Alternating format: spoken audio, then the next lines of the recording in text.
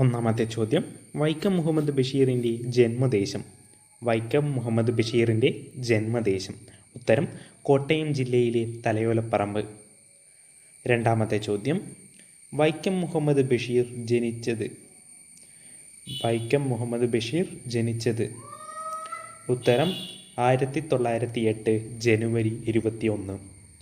മൂന്നാമത്തെ ചോദ്യം, വൈക്കം മുഹമ്മദ് ബഷീർ ബാല്യകാല സഖി ആദ്യം എഴുതിയത് ഏത് ഭാഷയിൽ? വൈക്കം മുഹമ്മദ് ബഷീർ ബാല്യകാല സഖി ആദ്യം എഴുതിയത് ഏതു ഭാഷയിൽ? ഉത്തരം ഇംഗ്ലീഷ്.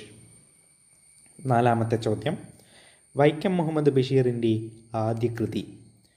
വൈക്കം മുഹമ്മദ് ബഷീറിൻ്റെ ആദ്യ കൃതി.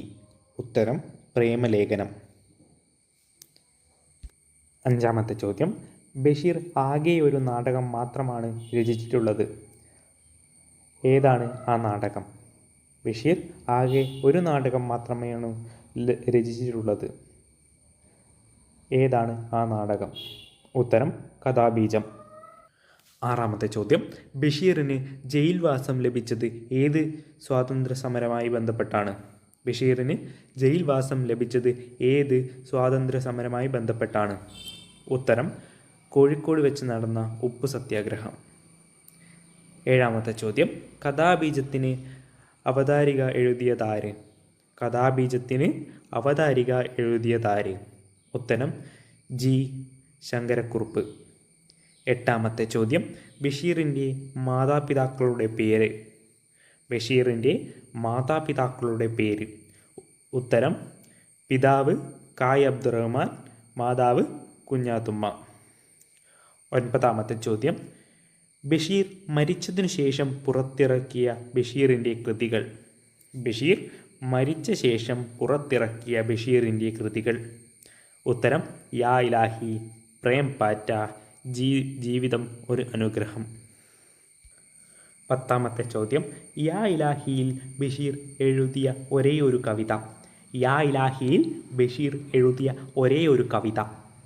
ഉത്തരം അനശ്വര പ്രകാശം. 11ാമത്തെ ചോദ്യം, യാ ഇലാഹിയിൽ ബഷീർ എഴുതിയ ചെറുലേഖനം. യാ ഇലാഹിയിൽ ബഷീർ എഴുതിയ ചെറുലേഖനം. ഉത്തരം എൻ്റെ ചരമക്കുറിപ്പ്. 12ാമത്തെ ചോദ്യം, ബാല്യകാല സഖിയുടെ സുവർണ ജൂബിലി പതിപ്പ് പുറത്തു വന്ന വർഷം. ബാല്യകാല സഖിയുടെ സുവർണ ജൂബിലി പതിപ്പ് പുറത്തു വന്ന വർഷം.